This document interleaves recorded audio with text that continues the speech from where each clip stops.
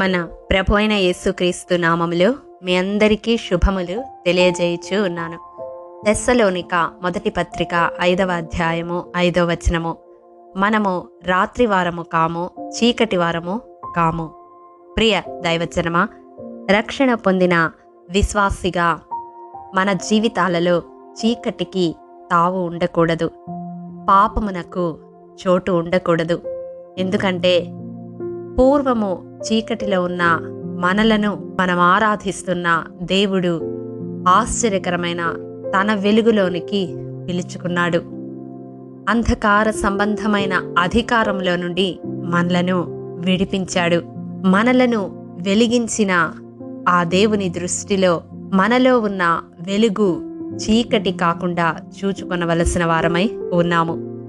లూకాసు వార్త 11వ అధ్యాయం 35వ వచనం అదే సెలవిస్తూ ఉన్నది. నీలో నుండి వెలుగు చీకటి అయి ఉండకుండా చూచుకునుము. అవును ప్రియ దైవజనమా, మనము నిజముగా క్రీస్తును వెంబడిస్తే చీకటిలో నడవము అని యోహాను సువార్త 8వ అధ్యాయం 12వ వచనం తెలియజేస్తా ఉంది. ఎందుకంటే మనము ప్రభువునందు వెలిగింపబడిన వారము. మనం ఆరాధించే దేవుడు వెలుగై ఉన్నాడు. ఆయన యందు చీకటి ఎంత మాత్రమో లేదు. ఆయన పోలికను రక్షణలోనికి వచ్చిన మనము బాప్తిస్మము ద్వారా క్రీస్తే నా సొంత రక్షకుడు అని సాక్ష్యాన్ని ప్రకటించిన మన జీవితంలో కూడా చీకటికి ఎంత మాత్రమో చోటు ఉండకూడదు. ఎందుకనగా మనము క్రీస్తును ధరించుకున్న వారమై ఉన్నాము. ఆయన పోలికలోనికి దినదినము రూపాంతరపరచబడుతూ ఉన్నాము. ఆయన యందు ఎలాగో చీకటి ఎంత మాత్రమును లేదో మనలో కూడా అతి రీతిగా చీకటికి అనగా పాపానికి స్థానము ఉండకూడదు.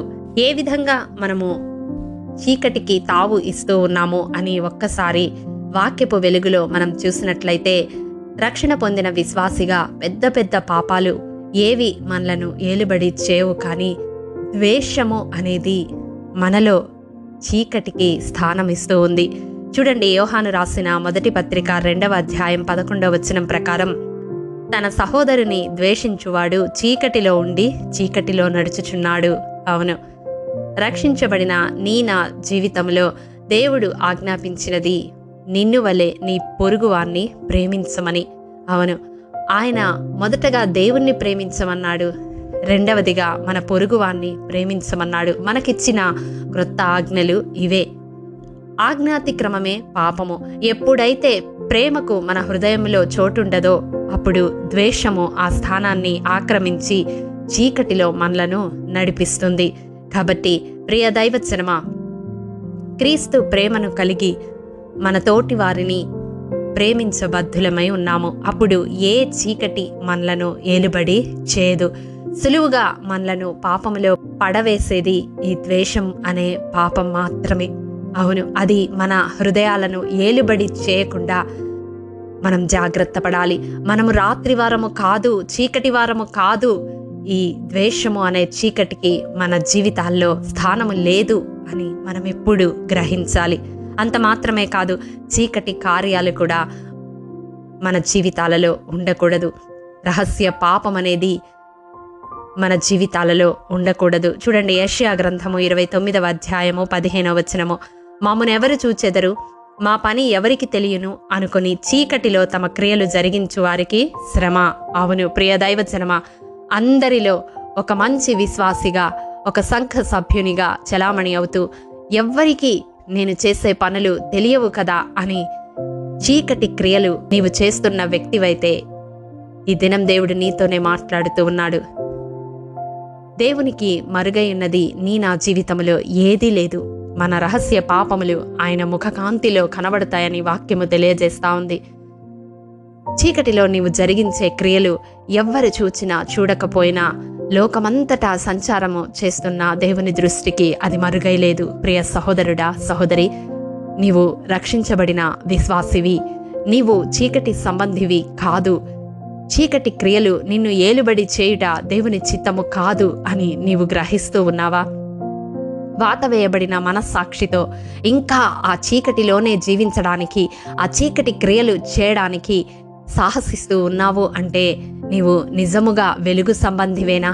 నిజముగా దేవునితో అన్యోన్య సహవాసము కలిగిన బిడ్డవేనా? ఈ దినం దేవుడు ప్రశ్నిస్తా ఉన్నాడు.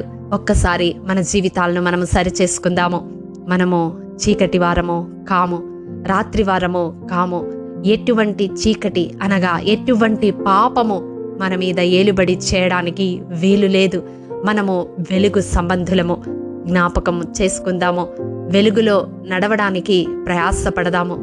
అటి కృపదేవాది దేవుడు మనందరికీ దయచేయునుగాక. ఆమేన్.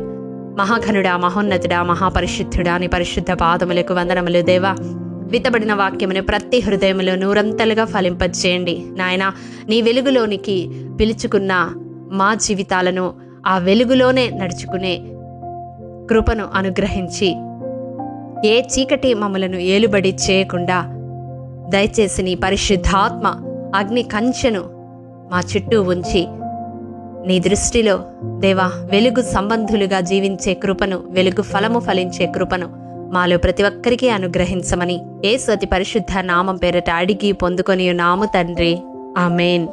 ప్రియ దైవజనమా, అనుదినము షారోన్ మన్నా ద్వారా అడగబడుచున్న బైబిల్ క్విజ్ ప్రశ్నలకు సమాధానములు ప్రతి నెల మొదటి వారము కామెంట్ బాక్స్లో పోస్ట్ చేయబడతాయి.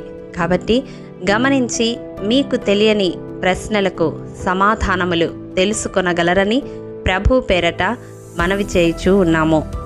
ప్రియ దైవజనమా, ఈ దినం బైబిల్ క్విజ్ ప్రశ్న: కొర్నేలి పంపిన మనుష్యులు ఎవరి ఇంటిని గురించి విచారణ చేసిరి? ప్రియ దైవజనమా, ఈ దినము జన్మదినము, వివాహ దినము జరుపుకుంటున్న వారికి షారోన్ గ్రూప్ తరపున హృదయపూర్వక శుభాకాంక్షలు తెలియజేయుచూ ఉన్నాము. దేవుడు శ్రేయస్కరమైన ఆశీర్వాదములతో ఈ సంవత్సరాది నుండి సంవత్సరాంతము వరకు మిమ్ములను నింపాలని ప్రార్థిస్తూ ఉన్నాము. ఆమేన్.